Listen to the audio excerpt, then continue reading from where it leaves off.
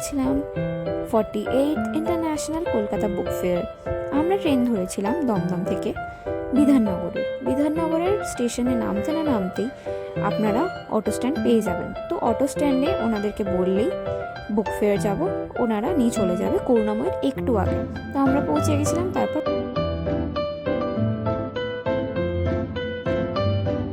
তো এই বুক ফেয়ারে সব রকমের স্টল ছিল অ্যান্ড এখানে ছিল হচ্ছে 1057টা স্টল, সব কিছু ক্লাস 9, 10, 11, 12-এর জন্য এডুকেশন বুকস, ইউপিএসসি বুকস, ওসওয়ালের stall, each and everything A to Z সব বইয়ের স্টল ছিল।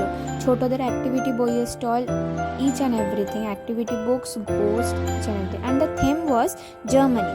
তো এরকম একটা মডেল কাইন্ড অফ ছিল। তো এর ভেতরেও বইয়ের লাইক কাবার্ড টাইপের রাখা ছিল, ভেতরে আরেকটা প্রজেক্টর দিয়ে something was going on, programme kind of.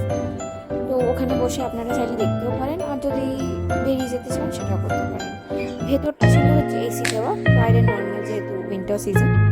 Book fair ঘুরতে ঘুরতে একটি গানের প্রদর্শন আমরা দেখতে